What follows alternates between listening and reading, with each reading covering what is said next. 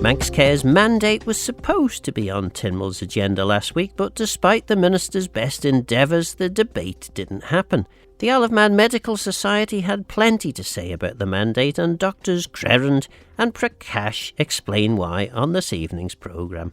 Well, we were quite impressed with the vision. The strategic vision seems to be very good, well structured, and the endpoints have been delineated clearly that we need to be integrated, efficient and sustainable, both for health and social care services.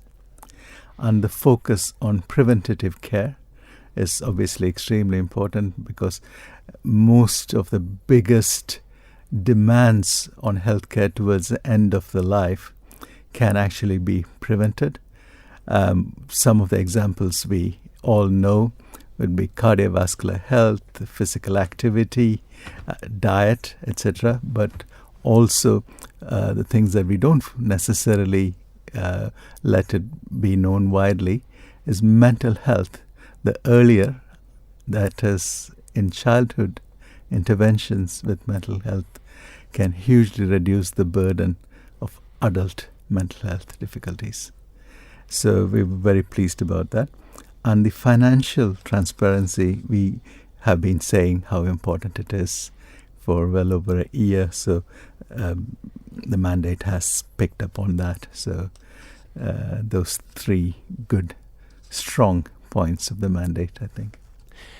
But there are, sadly, and we were talking about this before we started the recording, it's very easy to go through something like the Manx Care Mandate and find things that maybe you disagree with, and obviously there are plenty of those as well. Yeah, it is a complex document, because it reflects a very complex problem, and of course it is easy to go through it with a fine-tooth comb and find deficiencies in it, or find things that we would like to see amplified, and like to see a little bit more meat on the bones, so to speak. Some of the things that we were particularly worried about was the mention of service reductions, because obviously our remit as advocates for our patients is to try and provide a service for our patients and for the Manx public. And we were concerned about the mention of a mandated 2% efficiency target and reallocations of the budget. Obviously, the budget is a very defined pot, and where you're going to rob Peter to pay Paul, we're worried about what services would be affected by this, and that's one of the things that we highlighted quite early on in our response to the actual mandate document. One of the concerns there is this 2% efficiency target. I mean, 2% doesn't sound like a huge amount. Is that achievable, would you say, across the whole of Manx Care's services? I think the problem is that you must look at that 2% reduction in the light of an ever-increasing demand. Even zero reduction would mean, in effect, a reduction in services, because as the people in Manx Care will point out to us, that we have an ageing population, so we have an ever-increasing demand on the services. We have inflation, which is increasing the prices of consumables. The prices of drugs are inflated well above inflation, and we as a small island haven't really got the bargaining power of the larger trusts in the UK. So just even to stand still, we would probably need a significant increase in services. So to lay upon that a 2% reduction in service is much more important than it looks like, as you say, at a first glance. And I suppose it depends what Manx Care means, or what I don't know. It'll be the Department of Health and Social Care that's created the mandate, so it depends what they mean. Do they mean that taking account of the fact that there are more people with more treatable illnesses, taking account of that growth, that actually we still think that there's 2% of efficiencies that can be driven in or driven out. Well, you drive the efficiency. Sorry, drive them in. I suspect, but drive them up. Maybe. Whatever you do, however you do it, you can implement 2% of efficiencies in the way in which services are delivered. Is that a fair? I think that's a very fair comment, and I think that's one of the weaknesses that we have identified in the document, in the mandate, that there is an ambiguity, really, in what the mandate is calling for. As you say, is that 2% reduction taken into account of the various factors that I've mentioned earlier on, or is it a 2% reduction in the present allocation? So there is an ambiguity throughout the document that we have identified, and we think that probably it should have more of an explanation, really, for the reader, because it is a publicly available document, and people without specialist financial knowledge will ask the very same questions that you're asking, and that's why we have identified those ambiguous statements, really. And several MHKs, I think, have identified that as well, and asked, well, what does this actually mean? And the Minister, certainly in an interview she did with me, has acknowledged that it was done in a relatively hurried sort of period. I think she said there was about 6 weeks or so to actually get this done, which then begs the question, why did it have to be hurried? Possibly because of the departure of the previous minister, I don't know. But you've met the minister since issuing the statement. Did the minister give any more clarity about any of this? Yes, we actually had a very positive meeting yesterday, and the minister seemed to be very receptive to our feedback, and in fact didn't really push back on any of the points. She again explained that she only had a 6-week period to prepare the mandate, and very encouragingly she also said that she was going to take on board many of these points whilst designing the drafting the mandate for the next financial year, and she requested our input into the sort of various points of preparation of the mandate as well. And mandated 2% efficiency could have been so much better if it was specified what can be cut and what can't be cut. I agree with Sean in that the 2% is rather ambitious. 1% for the next financial year would have been more realistic. And also, it should have been specified that no frontline service can be cut. Because that hasn't been specified, there sort of might be tempting for Manx Care to actually cut frontline services, because a lot of the expenses are recurring. People who've been employed, even if we decide to do away with some, would still mandate redundancy payments, for example, or redeployment, etc. So in-years savings of asking for 2% is rather ambitious and perhaps unrealistic without actually cutting services. One of the things perhaps that would be surprising to many casual readers of the Manx Care Mandate, and certainly your statement, I should say, is you highlight a lack of needs assessment, the omission of a thorough assessment of the population's healthcare needs limits the alignment of services with actual demand. That seems like a fairly strange omission. Yes, I think the minister accepted that, but she also said that again should not necessarily be a criticism of the mandate. That is something everywhere else is assessed jointly between the health and care organizations and public health. Like in Jersey, they actually have 3 departments working together to produce their needs assessment, which is the Department of Health, Education, interestingly, and Public Health. So that should have probably happened a couple of years ago. And I'm not sure why it didn't happen, because that was one of the recommendations of Sir Jonathan Michael. Mm-hmm. And I'm just wondering whether we were too focused on transformation. Someone told me, correct me if I'm wrong, that we've already spent 15 million on transformation. And if one were to ask what output have we seen, it's difficult to search for. Okay. That was a very enigmatic. Well, I think as Prakash was saying, that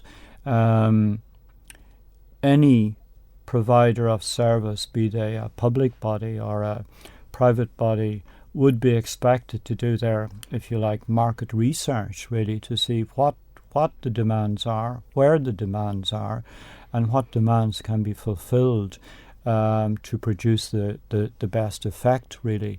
And we would like to see probably research back into the previous mandates to see which of those aspirations, if you like to call them, have been fulfilled, and take it from there to look at this needs. What needs do we have? What needs were fulfilled in the last mandate, and where we can, or where Manx Care, as a provider of the health service, can improve on the demands or aspirations of the previous mandates. Minister has been very keen to talk about changes to the way in which services are delivered, as opposed to cuts. In fact, she gets quite defensive when the word cut is used. Is this just a bit of semantics, or is there something in what the minister's saying here? I think that what she may be getting at as well is that rather than cuts, one would rather see efficiencies in the service. So one can provide maybe the same service with doing it more efficiently, and so therefore maybe making cost savings that way without actually looking at to cut back services. So I think if I were the minister, I would look at look at how the services are delivered at the moment, and her team would look at ways of delivering those services more efficiently and more economically, rather than saying, well, we're carrying on as we are, but we have to cut because our available funds are not as much, or are the same but are effectively reduced. So possibly that would be my interpretation of her statements. Yeah. Again, Prakash, to make effective savings, you often need pump priming. Like, one of the ambitions of this mandate is to move many of the services closer to the patient's homes, that is in primary care.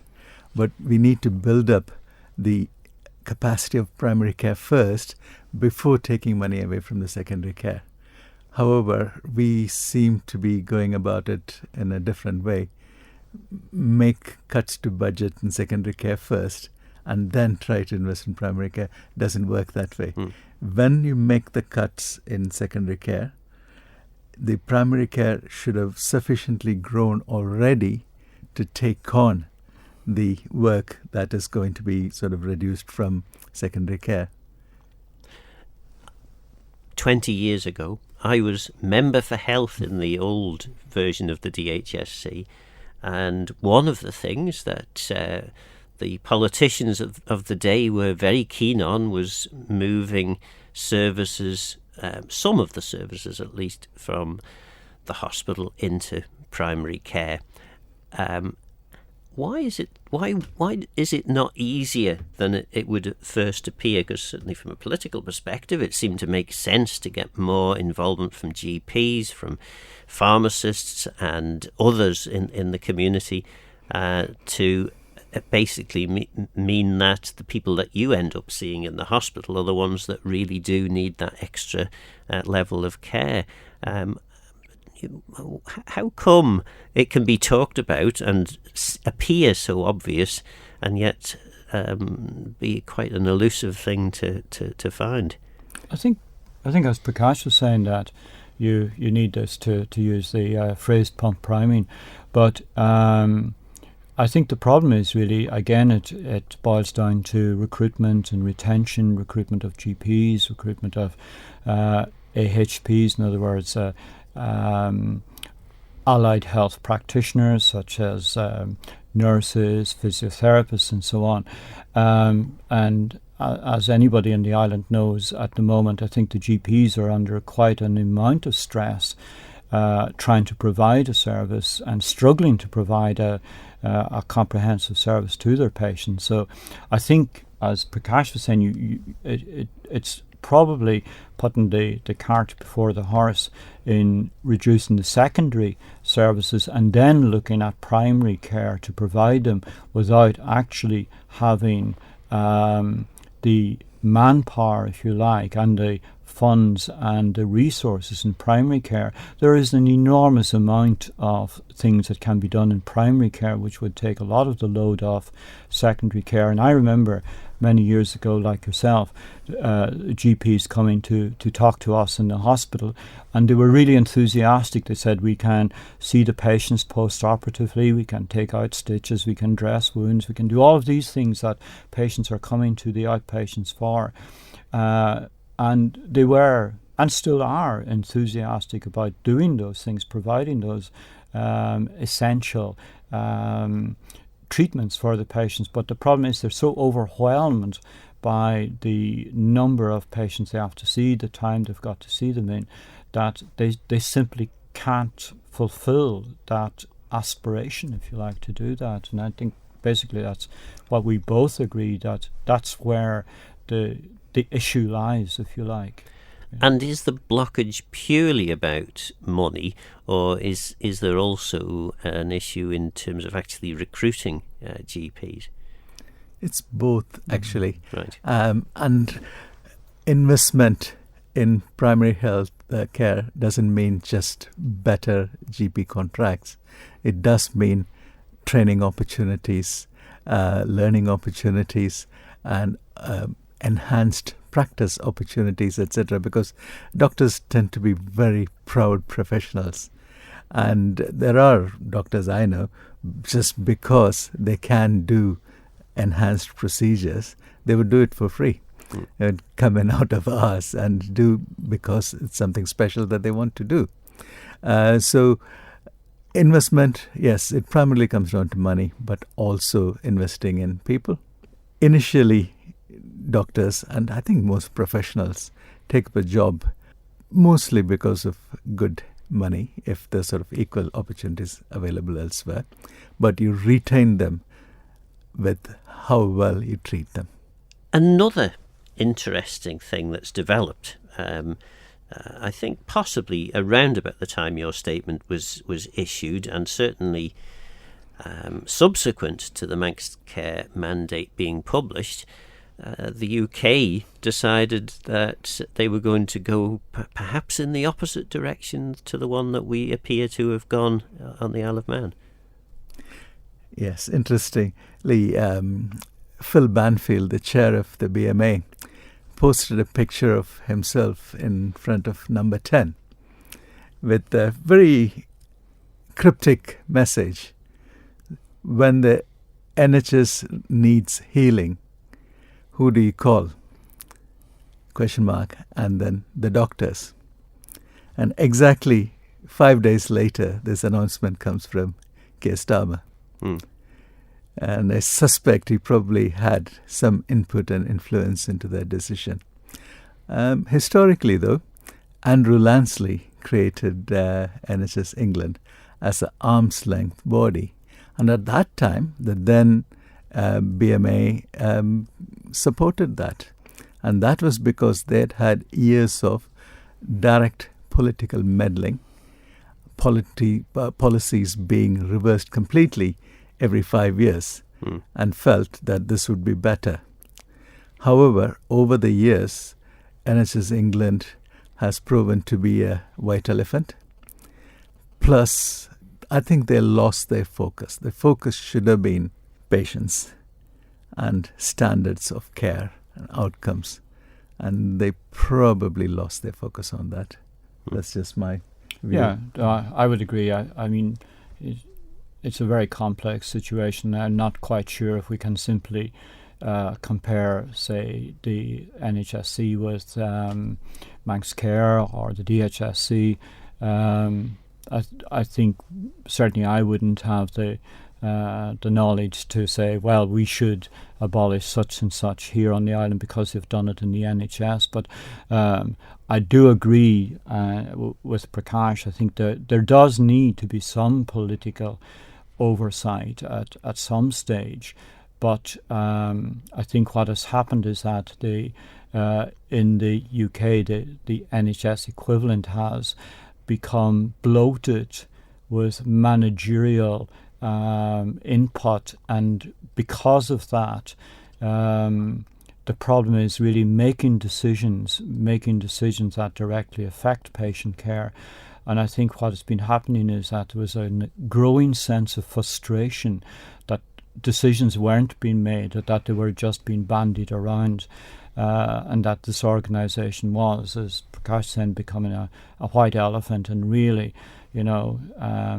as the old saying is that elephants rarely stampede. They're too big, to do that.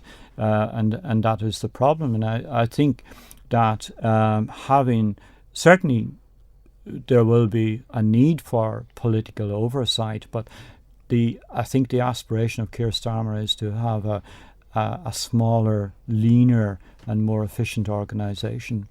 And maybe we can learn lessons from it. We should wait and see what happens. We should wait to see how it turns out. Exactly. Yeah, I would agree. Yes, the very last thing we need to do is be going round and round in circles following whatever the latest fad is. Exactly. One of the things, though, you suggested last year in your recovery and reform plan for Manx Care was that there should be a political chair of Manx Care, and whether that necessarily needs to be a political chair or at least an MHK sitting on that Manx Care board. Is that still something that the Medical Society thinks is worth pursuing? Yes, definitely. I know Sir Jonathan Michael asked for an arm's length body, but we probably in reality got a 300 yards length body. The distance between the general public and via the politicians, the Manx Care or DHSC, appears to have widened quite considerably. So there needs to be some political oversight. Again, in our discussions with the minister, it became apparent that the information flow from Manx Care is not always complete. And of course, that information flow happens basically at an officer level, from officer to officer. But I don't know. You may know more about this than I do. Does the Manx Care Board have a way of directly feeding back to the minister and vice versa, or? I know that they have combined board meetings of DHSC Right. board and Manx Care Board. I'm presuming that's the way it works. Manx Care Board does have medical representation, but it's medical representation of medics that are handpicked anointed by the board. Right. They're more likely to hear what they want to hear. Okay. The minister was receptive to what you were having to say, basically? She was very receptive, Very, I think. absolutely. And we had, as Prakash said at the beginning of the interview, a very productive meeting with her. And I think one of the indications that she was very happy that she wants to meet us more often.